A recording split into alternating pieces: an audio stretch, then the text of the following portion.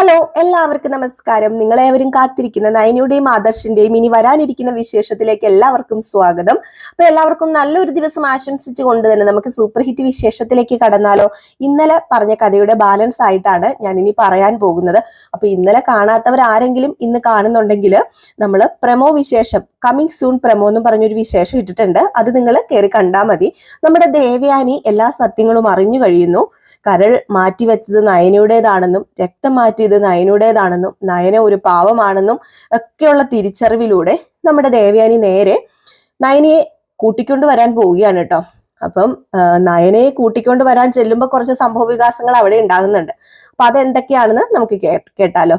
ബാക്കിയെല്ലാം ഞാൻ ഇന്നലത്തെ എപ്പിസോഡിൽ പറഞ്ഞിട്ടുണ്ടായിരുന്നു. അങ്ങനെ നമ്മുടെ നയനയെ കൂട്ടിക്കൊണ്ട് വരാൻ വേണ്ടി ചെല്ലുന്നു. എല്ലാ കാര്യങ്ങളും അറിഞ്ഞു കേട്ടോ ദേവയാനിക്ക് തന്നെ വല്ലാത്ത ഷോക്കായി പോയി.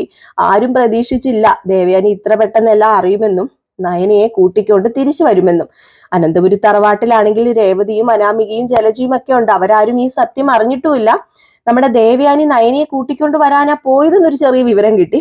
പക്ഷെ അത് എന്തിനാണ് ഏതിനാണെന്ന് അറിയത്തുമില്ല. അങ്ങനെ അവിടെ ചെല്ലുന്നു. അവിടെ ചെന്ന് കഴിയുമ്പോഴത്തേക്കും നയനയെ കെട്ടിപ്പിടിച്ച് നയനയുടെ മുമ്പിൽ കൈയോടുകൂടി ഇങ്ങനെ നിൽക്കുന്ന ഒരു സീനായിരുന്നു നമ്മൾ ഇന്നലെ ലാസ്റ്റ് ഭാഗമായിട്ട് പറഞ്ഞതല്ലേ. അപ്പൊ അങ്ങനെ നയനയുടെ മുമ്പിൽ കൈയോട് നിന്നിട്ട് പറയുകയാണ്, നയനെ എനിക്ക് തെറ്റുപറ്റിപ്പോയി മോളെ, ഈ അമ്മയോട് ക്ഷമിക്ക്. ഞാന് എന്തോ എനിക്കറിയില്ല, എൻ്റെ ഈ ജീവനും ജീവിതവും എല്ലാം നിന്റെ ദാനമാണെന്ന് ഞാൻ അറിഞ്ഞില്ല.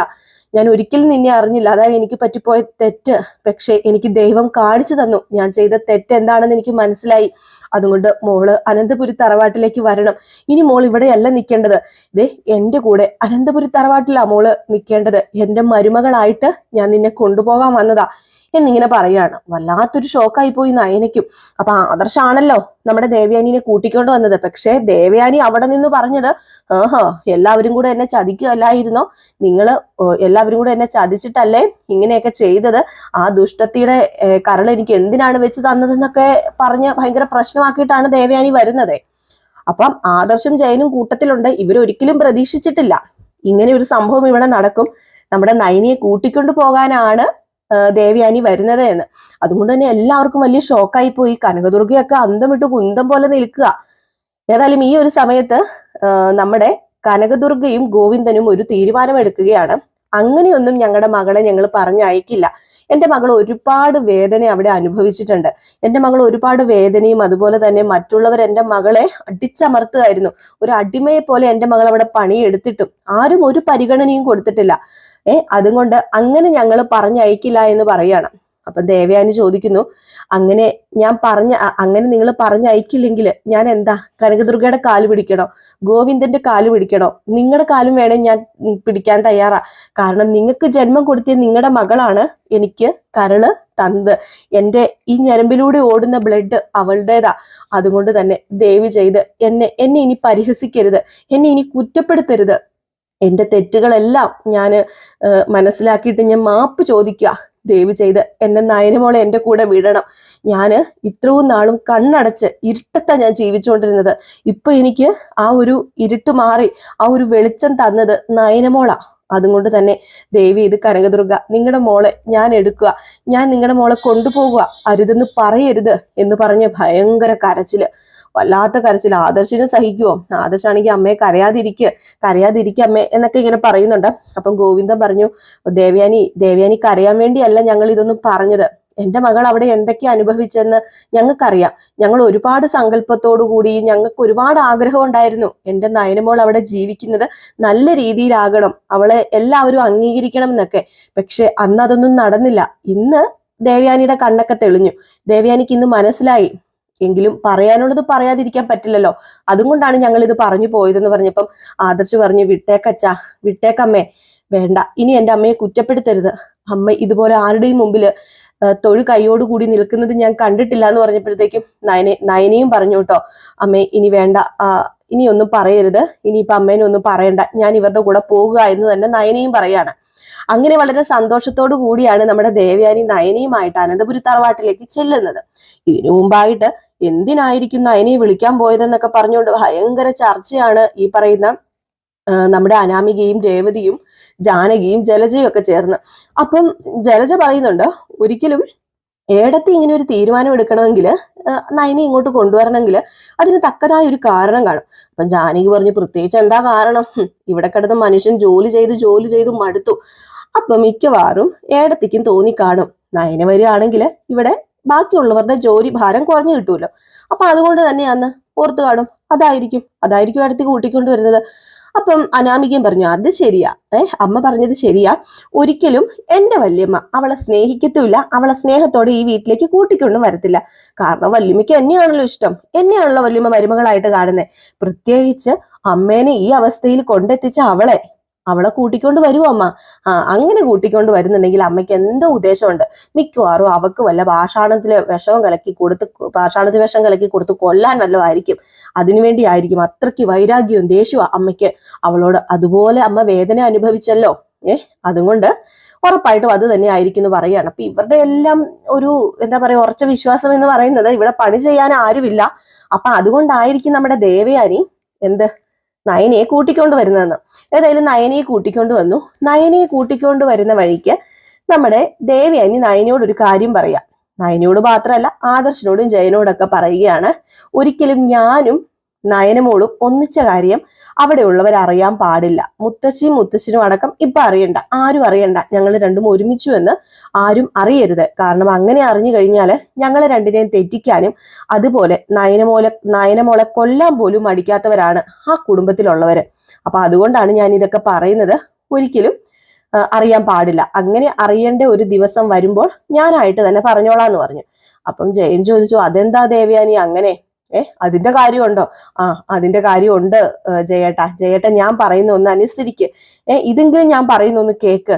എനിക്ക് എന്റെ നയനമോളുടെ സ്നേഹം അതെനിക്ക് അനുഭവിക്കണം. എനിക്ക് എന്റെ നയനമോളുടെ സ്നേഹം കിട്ടണം. പക്ഷെ ഇത് മറ്റുള്ളവർ അറിഞ്ഞു കഴിഞ്ഞിട്ടുണ്ടെങ്കിൽ സമാധാനം നഷ്ടപ്പെടുകയുള്ളൂ. എല്ലാവരുടെയും സമാധാനം നഷ്ടപ്പെടും. അതുപോലെ അവർ ഓരോന്ന് ചെയ്ത് എന്റെ നയനമോളെ ഇവിടെ നിന്ന് ഓടിക്കാനും ചിലപ്പം ജീവൻ തന്നെ അപഹരിക്കാൻ ചാൻസ് ഉണ്ട്. അപ്പൊ അതുകൊണ്ട് ഇതാരും അറിയരുതെന്ന് പറഞ്ഞു. അപ്പൊ ആരും അറിയാതെയാണ് നമ്മുടെ ദേവയാനി നയനയെ കൊണ്ടുവരുന്ന കേട്ടോ. നയനയും ദേവയാനിയും സ്നേഹമായി എന്നൊന്നും അറിയുന്നില്ല. അപ്പൊ നയന വന്നിറങ്ങുന്നു, അനന്തപുരി തറവാട്ടി വന്നിറങ്ങുന്നു. അപ്പൊ തന്നെ അവിടെ വന്ന് എന്താ പറയാ തിണ്ണയില് കെട്ടിലമ്മമാരെല്ലാം കൂടെ അവിടെ വന്ന് നിൽക്കുകയാണ്. അപ്പൊ അവിടെ വന്ന് നിന്നപ്പോഴത്തേക്കും ദേവയാനി വന്നിറങ്ങി. ജലജ ചോദിച്ചു, ഏട്ടത്തി എന്ത് പരിപാടിയായി കാണിക്കുന്നത്? ഏട്ടത്തി എന്തിനാ ഇവളെ ഇങ്ങോട്ടേക്ക് വിളിച്ചു വരുത്തിയത്? ഇനിയും മറ്റുള്ള ആരെങ്കിലും കൊല്ലാൻ വേണ്ടിയാണോ ഏട്ടത്തി ഇങ്ങനെ ചെയ്യുന്നത്? ഏട്ടത്തിയുടെ ജീവൻ തന്നെ രക്ഷപ്പെട്ടത് ആ കരള് തന്ന ആളായിട്ടാ. ആ കരള് തരാൻ ആരും ഇല്ലായിരുന്നെങ്കിൽ ഏട്ടത്തി ഇപ്പൊ ഈ നിപ്പ് നിൽക്കില്ലായിരുന്നു. അതുകൊണ്ട് എന്തിനാ ഏട്ടത്തി ഇവളെയും എടുത്തോണ്ട് ഇങ്ങോട്ടേക്ക് വന്നത്? ഇവിടെ ഉള്ളതിനെ എങ്ങനെയെങ്കിലും കെട്ടിപ്പറക്കി അയക്കാൻ നോക്കുമ്പോ പോയതിനെ വലിച്ചെടുത്തോണ്ട് വന്നേക്കുന്നെന്ന് പറയാണ്. അപ്പോഴത്തേക്കും നമ്മുടെ ജാനകിയും പറഞ്ഞു, അല്ലെങ്കിലും ഇതിന്റെ കാര്യം ഇല്ലായിരുന്നു ഏടത്തി. അല്ല, ഏടത്തി എന്തിനാ ഇവളെ ചുമന്നോട്ട് ഇങ്ങോട്ടേക്ക് വന്നത്? ഏടത്തിക്ക് ഇവളെ കണ്ണിന് കണ്ടുകൂടായിരുന്നല്ലോ, ഇവളെ കാണുമ്പോ ചതുർത്തിയായിരുന്നല്ലോ, പിന്നെ എന്താ ഇപ്പൊ ഏടത്തിയുടെ മനസ്സലിഞ്ഞോന്ന് ചോദിച്ചു. അപ്പോഴാണ് നമ്മുടെ അനാമിക പറയുന്നത്, പിന്നെ വല്യമ്മയുടെ മനസ്സലിയാന്, വല്യമ്മയുടെ മനസ്സൊന്നും അലിഞ്ഞിട്ടൊന്നും അല്ല, വല്യമ്മ ഇവളെ കൂട്ടിക്കൊണ്ട് വന്ന ഉദ്ദേശം എന്താണെന്നേ എനിക്ക് നന്നായിട്ട് അറിയാന്ന് പറഞ്ഞു. അപ്പോഴത്തേക്കും ദേവനി ചോദിച്ചു, അതെന്താ മോൾ അങ്ങനെ പറഞ്ഞത്? അല്ല, മോൾക്ക് എന്തറിയാന്നാ മോള് പറയുന്നത്? ഈ വീട്ടില് ഇനിയിപ്പം ജോലി ചെയ്യാൻ വേറെ ആരും തന്നെ ഇല്ലല്ലോ. ഈ വീട്ടില് ജോലി ചെയ്യുന്നത് ഇവിടെയുള്ള സ്ത്രീകളാ. ഇവള് വരികയാണെങ്കിൽ ആ ജോലി ഭാരം കുറഞ്ഞു കിട്ടൂലോ. അതുകൊണ്ടല്ലേ അമ്മ ഇവളെ കൂട്ടിക്കൊണ്ട് വന്നത്, വെറും വേലക്കാരിയായിട്ട്. ഓഹോ, മോള് കണ്ടുപിടിച്ച് കളഞ്ഞല്ലോ എന്നിങ്ങനെ നമ്മുടെ ദേവയാനി പറയുകയും ചെയ്തു കേട്ടോ. അപ്പൊ ദേവയാനി പറഞ്ഞു, അതെ, ഇവളെ ഞാൻ കൊണ്ടുവന്നത് ഇവിടുത്തെ ജോലിക്കാരി ആയിട്ട് തന്നെയാ. അല്ലാതെ ഇവളെ ഞാൻ ഇവിടുത്തെ കെട്ടിലമ്മയായിട്ട് വാഴിക്കാനാണോ കൊണ്ടുവന്നതെന്നാണോ മോളുടെ വിചാരം? ഇവളെ കൊണ്ടുവന്നത് ജോലി ചെയ്യാൻ വേണ്ടി തന്നെയാ. ഇവളിവിടെ ഉണ്ടായിരുന്നപ്പോഴത്തേക്കും വായിക്ക് രുചിയായിട്ട് വല്ലതും കിട്ടുമായിരുന്നു. ഇനിയിപ്പോ വായിക്ക് രുചിയായിട്ട് എനിക്ക് വല്ലതും കഴിക്കണം. അതുകൊണ്ടാണ് ഞാൻ ഇവളെ കൊണ്ടുവന്നെന്ന് പറഞ്ഞ് ദേവയാനി അകത്തേക്ക് അങ്ങ് കയറി പോയിട്ടോ. ഇത് കണ്ടു കഴിയുമ്പോഴത്തേക്കും നമ്മുടെ അനാമിക നയനയെ തന്നെ ഇങ്ങനെ നോക്കുക. നീ എന്താടി ഓർത്തത്? നിന്നെ ഇങ്ങോട്ടേക്ക് വിളിച്ചു വരുത്തിയത് നിന്നെ ആദർശേട്ടന്റെ ഭാര്യയായിട്ടും എന്റെ വല്യമ്മയുടെ മരുമകളായിട്ടും സ്വീകരിക്കാനാണെന്നാണോ? ഇപ്പൊ നിനക്ക് മനസ്സിലായില്ലേടി? നിന്നെ ഇവിടുത്തെ വെറും വേലക്കാരിയായിട്ടാടി എല്ലാവരും കാണുന്നത്. വന്ന് കേറ്, നീ വലതുകാല് വെച്ച് അടുക്കളയിലേക്ക് തന്നെ കേറിക്കോ. വല്യമ്മേനെ കൊല്ലാൻ നോക്കിയിട്ട് വന്നേക്കുന്നു അവള് എന്നൊക്കെ ഇങ്ങനെ പറഞ്ഞു. അപ്പോഴത്തേക്കും നമ്മുടെ നയന പറയുന്നുണ്ട്, അതെ, ഞാൻ ആരെ കൊല്ലാൻ നോക്കിയെങ്കിലും അത് എന്റെ മിടുക്ക, അത് അനാമികയുടെ മിടുക്കല്ലല്ലോ. അനാമികയ്ക്ക് അങ്ങനത്തെ ഒരു മിടുക്കില്ലല്ലോ. അപ്പൊ പിന്നെ എന്നെ ഭരിക്കാൻ ഇനി ആരും വരണ്ട. ഇനി ഈ നയനെ ഭരിക്കാൻ ആരെ കൊണ്ടും ഈ നയനെ സമ്മതിക്കത്തുമില്ലെന്ന് പറഞ്ഞു. അപ്പോഴത്തേക്കുമാണ് ജലജ, ഓഹോ, വന്ന ഉടനെ അവളുടെ നാക്കങ്ങോട്ട് വന്നല്ലോ, വെളിയിൽ ചാടിയല്ലോ. പോയ നയനെ അല്ലല്ലോ തിരിച്ചു വന്നിരിക്കുന്നത്. എടി നിനക്ക് എന്താടി ഇത്ര അഹങ്കാരം? അഹങ്കരിക്കാൻ എന്താടി ഇപ്പൊ മാറിയത്? ഇപ്പൊ ഒന്നും മാറിയിട്ടില്ലല്ലോ. നീ പഴയ വേലക്കാരി തന്നെയാ ഇവിടത്തെ. നീ കൂടുതൽ സംസാരിക്കൊന്നും വേണ്ട. നിന്റെ സ്ഥാനം അടുക്കളയില. നീ അടുക്കളയിലേക്ക് കയറി ചെല്ലാന്ന് പറഞ്ഞപ്പോഴത്തേക്കും പെട്ടെന്ന് നവ്യ ഇറങ്ങി വന്നിട്ട് നയനെ കെട്ടിപ്പിടിച്ചിട്ട്, ഓ ചേച്ചി വന്നോ ചേച്ചി, അല്ല ചേച്ചിയല്ല, ചേച്ചി നല്ല നയനെ വന്നോ നയനെ, നീ എന്തിനാ ഇത്ര നേരത്തെ ഇങ്ങോട്ടേക്ക് വന്നത്? ഇപ്പൊ വരണ്ടായിരുന്നല്ലോ, കുറച്ച് നാൾ കഴിഞ്ഞിട്ട് പോന്നാ പോരായിരുന്നു എന്ന് ചോദിച്ചപ്പോഴത്തേക്കും, ഹേയ് ഞാനിങ്ങോട്ട് വന്നത് വേറൊന്നുമല്ല, ഇവിടെ എല്ലാവരും എന്നെ കാണാതെ ബുദ്ധിമുട്ടി വിഷമിച്ചിരിക്കുകയാണല്ലോ. പ്രത്യേകിച്ച് ദേ ഈ നിൽക്കുന്ന പെൺപടകള് എന്നെ കാണാതെ ഇവർക്ക് ഭയങ്കര സങ്കടം, ഇവർക്ക് ഉണ്ണാൻ പറ്റുന്നില്ല, ഉറങ്ങാൻ പറ്റുന്നില്ലെന്നൊക്കെയാ നവ്യേച്ചി പറയുന്നത്. അവർക്ക് ഉണ്ണാനും ഉറങ്ങാനും പറ്റുന്നില്ല, അതെനിക്കറിയാം. അതെ, വായിക്ക് രുചിയായിട്ട് വല്ലതും ചെന്നാലല്ലേ ഉണ്ണാനും ഉറങ്ങാനും പറ്റത്തുള്ളൂ. അതുകൊണ്ടാ എല്ലാം ഉണ്ണാതെ ഉറങ്ങാതെ ഒക്കെ നിൽക്കുന്നത്. പിന്നെ ഒരെണ്ണം ഉണ്ട്, ഏത് നേരവും കിടത്തവും ഫോണിൽ കുത്തിക്കൊണ്ടിരിക്കലും. അതല്ലാതെ ഇവളെ കൊണ്ട് യാതൊരു പ്രയോജനവും ഇല്ലെന്ന് അനാമികനെ ചൂണ്ടിക്കൊണ്ട് പറയുകയാണ്. അപ്പോഴത്തേക്കും നമ്മുടെ നയന പറഞ്ഞു, അതിനൊക്കെ ഞാനൊരു പരിഹാരം ഉണ്ടാക്കുന്നുണ്ട് എന്ന് പറയുമ്പം പെട്ടെന്ന് അനാമിക ചോദിച്ചു, എന്ത് പരിഹാരം അടി നീ ഉണ്ടാക്കുന്നതേ? എന്നെ ഭരിക്കാനെങ്ങാനും വന്നാ ഉണ്ടല്ലോ, എന്റെ തരി സ്വഭാവം നീ അറിയും. നീയേ ഇപ്പം ഇവിടെ കയറി വന്നു, ഇനിയിപ്പൊ നിനക്ക് എന്നേക്കുമായിട്ട് നിന്റെ വീട്ടിൽ പോണോ? അവിടെ പോയി ദാരിദ്ര്യം അനുഭവിക്കണോ? എങ്കിൽ നീ മിണ്ടാതിരുന്നോളാൻ പറഞ്ഞു. അങ്ങനെ അനുഭവിക്കണ്ട എങ്കിൽ ആരാ പറഞ്ഞത് ഞാൻ ദാരിദ്ര്യം അനുഭവിച്ച എന്റെ വീട്ടിൽ കിടക്കുന്നതെന്ന്?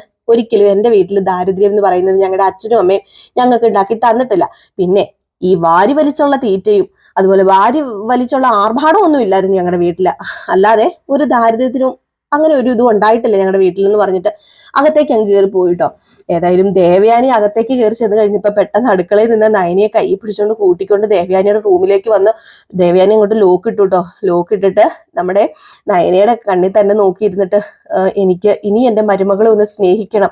ഈ നശൂർണം പടകൾ കാരണം പുറത്ത് വെച്ച് എന്റെ മോളെ എനിക്ക് സ്നേഹിക്കാൻ പറ്റില്ല. അതുകൊണ്ടാ അമ്മ ഇപ്പൊ മോളെ ഇങ്ങോട്ട് കൂട്ടിക്കൊണ്ട് വന്നത്.